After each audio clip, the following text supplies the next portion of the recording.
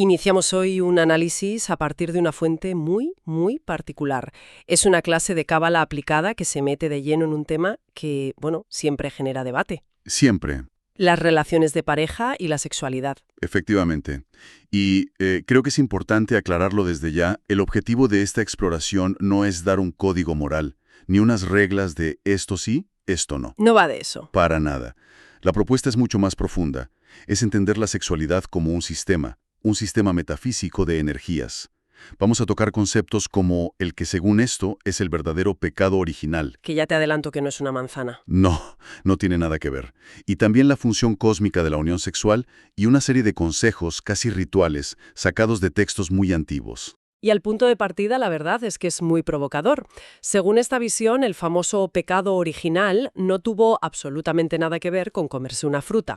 Al parecer, todo empezó con una mujer extraña. Una con la que Adán se relacionó antes incluso que con Eva. Ahí está el giro de guión. A ver, vamos a desgranar esto, porque le da la vuelta a la historia que todas conocemos.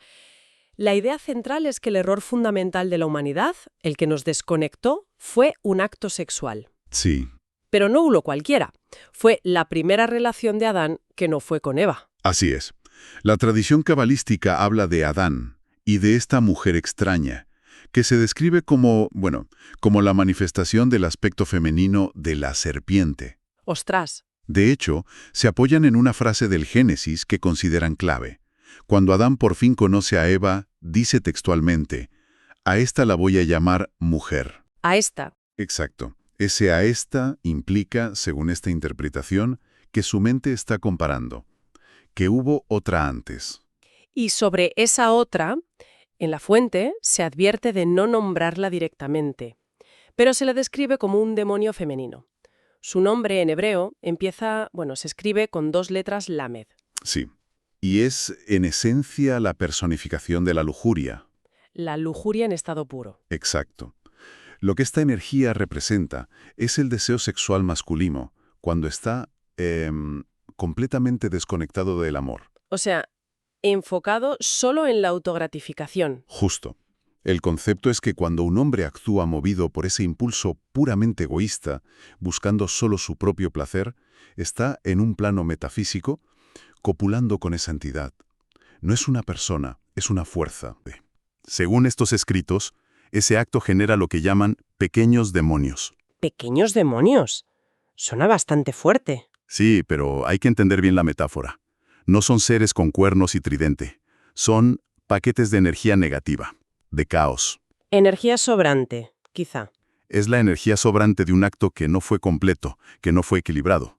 Y esa energía caótica pues vuelve a la vida de su padre, de su creador. ¿Y cómo vuelve? O sea, ¿en qué se traduce ese caos en el día a día? Pues se puede manifestar de 1000 maneras.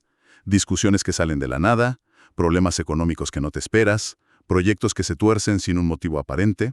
¿Una sensación de bloqueo? Eso es, una sensación general de bloqueo y frustración. Es la entropía, el desorden, entrando en el sistema personal de quien la generó. Es fascinante. Y esta entidad, esta energía, tiene una historia de origen. ¿De dónde sale? La tiene, y es muy reveladora. Se cuenta que fue creada del mismo polvo que Adán, como su igual. Vale. Pero surgió un conflicto de poder, un conflicto fundamental.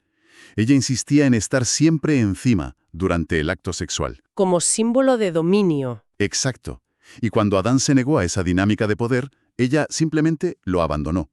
Fue ese acto de egoísmo puro, de querer imponer su voluntad por encima de la unión, lo que la transmutó en esta fuerza desequilibrada. Entiendo el mito, la narrativa simbólica, pero sigo sin captar del todo por qué un acto sexual tiene tanto poder. ¿Cuál es la mecánica metafísica que hay detrás para que sea algo tan fundamental y con consecuencias tan potentes? La razón es que, para esta visión del mundo, cualquier acto de interconexión es, en esencia, un acto sexual. Un proyecto de trabajo, una conversación. Esta misma charla. ¿En serio? Sí. Todo se inicia en el intelecto. Pensemos en la mecánica básica. Un hombre no puede tener una erección sin un estímulo intelectual previo, por muy rápido visual que sea. Cierto. Y en una mujer ocurre lo mismo. Necesita un estímulo intelectual, ya sea de amor, de conexión o de puro deseo carnal, para excitarse. Sin el intelecto, no hay manifestación física. El sexo es solo el culmen físico de un proceso que empieza mucho más arriba. Y aquí es donde se introduce una metáfora visual muy concreta, la del embudo. Se habla de la sefirá Yesod. Para quien no esté familiarizada, ¿podrías explicar brevemente qué es una sefirá? Claro, de forma muy sencilla, podemos imaginar la Sefirot como 10 emanaciones, 10 facetas a través de las cuales la energía divina infinita se manifiesta en el universo. Son como 10 filtros o dimensiones. Vale. Yesod es la novena de estas esferas, y su función es ser el nexo, el puente que conecta todo el mundo espiritual, el de las ideas y las emociones, con nuestro mundo físico, que es Malkut. Por eso se asocia con los órganos reproductivos. Por eso mismo, porque son el punto final donde todo lo que es superior se puede manifestar en la materia. Entendido. Entonces, Yesod, la conectividad, actúa como un embudo. Exactamente. Comprime toda la luz, toda la energía que viene de las esferas superiores. Al comprimirla, la presión aumenta de forma exponencial. Claro. Y esa presión genera una retroalimentación hacia arriba. Es como si el sistema enviase una señal de vuelta para verificar. ¿Verificar el qué? Para verificar si la intención original, la que nació en el intelecto, coincide de verdad con la emoción del corazón y con la acción final. Es un test de coherencia. O sea, es como un control de calidad energético. ¿Y qué pasa si no se supera ese test? Se producen bloqueos. La analogía que se usa es la de las tuberías obstruidas. Me la imagino. Si hay una desconexión entre lo que se piensa, lo que se siente y lo que se hace, por ejemplo, pensar en una persona mientras se está con otra, o actuar por obligación sin deseo, pues se generan residuos energéticos. Es como el sarro que se acumula en una cañería y no deja que el agua, la energía vital, fluya correctamente por nuestra vida. Vale. Si el sistema es tan complejo y el riesgo de obstruir las tuberías es tan alto, ¿cuál es el propósito final de todo esto? ¿Para qué sirve esta dinámica tan elaborada? Sirve para unir dos impulsos opuestos que son fundamentales en la creación. Por un lado está el impulso masculino arquetípico. El de retraerse hacia lo abstracto, ¿no? Sí, hacia las ideas puras, el deseo de unirse con lo infinito o con lo divino. Es la energía del soñador, del que está, como quien dice, en las nubes. Y por otro lado, el impulso femenino arquetípico, cuya función es la contraria. Tomar esa divinidad, esas ideas abstractas, y manifestarlas en el mundo físico. Darles forma, cuerpo, realidad. Es la energía que materializa, la que tiene, por así decirlo, los pies en la tierra. Pues bien, la atracción y la pasión sexual se describen aquí con otra analogía. Son el pegamento. El pegamento. Es el pegamento cósmico que une estas dos fuerzas que, por su naturaleza, tienden a separarse. El soñador tiende a quedarse en sus sueños y la ejecutora en la materia. La pasión los obliga a unirse para que, juntos, puedan crear una realidad equilibrada, completa, donde la idea se hace carne. Hablemos de esa metáfora del pegamento. Suena casi funcional. ¿No se corre el riesgo de reducir la pasión a una simple herramienta cósmica? ¿De quitarle un poco de romanticismo? Es una buena pregunta. Yo creo que no se trata de quitarle romanticismo, sino de añadirle propósito. No es una simple herramienta, es la herramienta fundamental de creación. Y el desequilibrio demuestra su importancia. ¿En qué sentido? Si un hombre solo busca lo espiritual y se aísla, sin esa contraparte femenina que lo ancle a la tierra, se desconecta del propósito de la vida, que es manifestar. Y si una mujer cree que puede manifestar en el mundo físico sin la necesidad de los intelectos, de las ideas, los textos dicen que termina secándose. Secándose. Sí, perdiendo su deseo y su vitalidad. Y es crucial aclarar, como se hace en la propia clase, que no se está hablando estrictamente de hombres y mujeres biológicos. Para nada. Se habla de roles energéticos. Estos impulsos, masculino y femenino, dador y receptor, soñador y ejecutor, existen en todo tipo de relaciones. En el trabajo, en la amistad. En las laborales o en las de pareja del mismo sexo, por supuesto. En cualquier proyecto que tenga éxito, siempre hay una parte que tiene la visión y otra que la materializa. El sexo es solo la expresión más íntima y poderosa de esta dinámica universal. Todo esto es muy teórico, muy denso, pero entiendo que estos textos bajan mucho a lo práctico, ¿no? Dan alguna guía sobre cómo hacerlo bien desde esta perspectiva. Totalmente. No se queda en la filosofía. Ofrece una serie de consejos muy específicos, casi un manual de instrucciones para que el acto sexual sea una verdadera herramienta de corrección y no de generación de caos. O sea, recomendaciones para evitar... En sus términos, para evitar copular con la mujer extraña. Empecemos por la primera, que imagino que será la base de todo. La primera, y más importante, es la intención. El foco mental y emocional debe estar siempre en dar placer a la otra persona, no en recibirlo. Salir del ego. Salir del ego y entrar en el altruismo. La paradoja, claro, es que al buscar genuinamente el placer del otro, se genera el mayor placer posible para una misma. Eso ya cambia por completo la dinámica habitual. ¿Qué viene después? El segundo paso es la pureza. Se recomienda un lavado de manos ritual, que se llama Netilat Yavalim, antes y después del acto. Un lavado de manos. ¿Es por higiene o hay algo más profundo? Es puramente simbólico. La idea es que nuestras manos son el principal instrumento para interactuar con el mundo físico, para tomar y para dar. Este lavado no es para limpiar la suciedad. Es una declaración de intenciones. Exacto. Es para declarar conscientemente, el acto de tocar a mi pareja que voy a realizar ahora no viene de un lugar de tomar para mí, sino de un deseo puro de dar y conectar. Es una reprogramación. Entiendo. ¿Cuál es el tercer punto? La unión total. Los dos cuerpos deben estar completamente desnudos, sin que nada se interponga entre ellos. Nada es nada. Se menciona explícitamente que ni siquiera los calcetines deben llevarse puestos. Hasta los calcetines. Son muy específicos. Parece que la idea es eliminar cualquier barrera, por mínima que sea. Exacto. La unión ha de ser completa. El cuarto punto es la posición. Aunque todo está permitido en los juegos previos, se considera que en el momento preciso de la eyaculación, la posición más apropiada energéticamente es el hombre sobre la mujer. Aclaremos que no es por dominio. No, en absoluto. Es como un acto de contención y de entrega de la energía. Bien.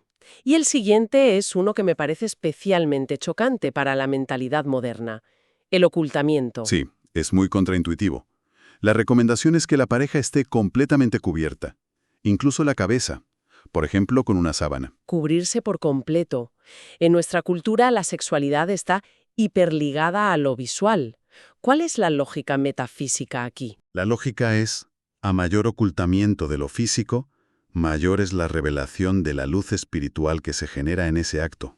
Anulas un sentido para potenciar otros. Justo. Al anular la vista, que es el más primario y el que más nos conecta con el ego y la lujuria superficial, obligas a los demás sentidos y a la conciencia a profundizar, a conectar a un nivel más interno, más energético. Tiene sentido desde esa perspectiva. ¿Hay más? Sí, dos más. La orientación. Las cabezas deben apuntar hacia el norte. Y la conciencia, que es fundamental. Porque hacia el norte. En la Cábala, el norte está asociado con la Sefira de Jebura, que es la energía del juicio, del rigor, pero también de la pasión y el deseo.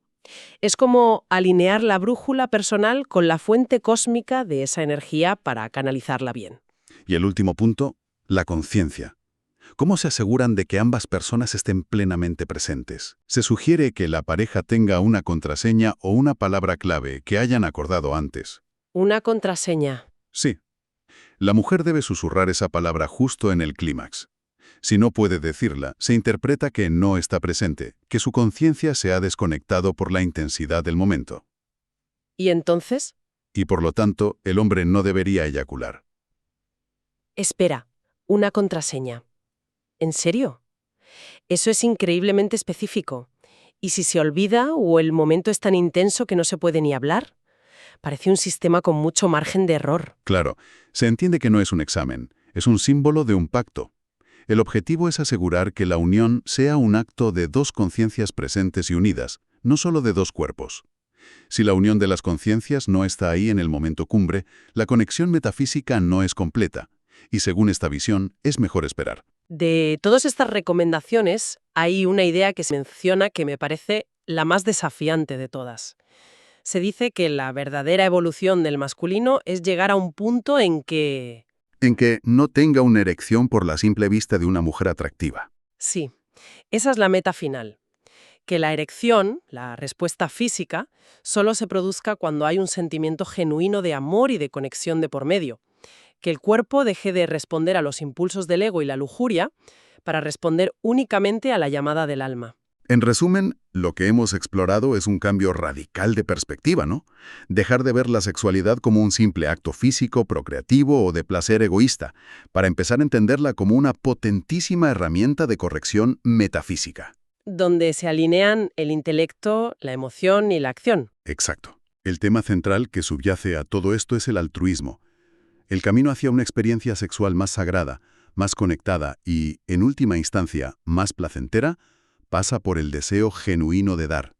La gran paradoja cósmica es que al buscar el placer del otro, se acaba generando el mayor placer posible para uno mismo. Se cierra el círculo de forma perfecta. Y para terminar, se concluye con una afirmación que lleva todo esto a otro nivel.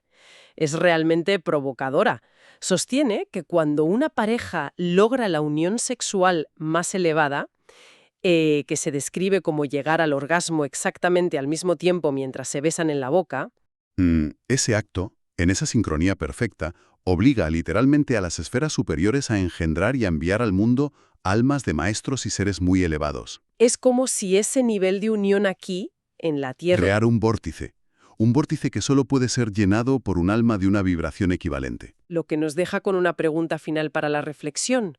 ¿Y si el acto humano más íntimo tuviera el potencial no solo de transformar la vida de una pareja, sino de influir directamente en el tejido espiritual del mundo?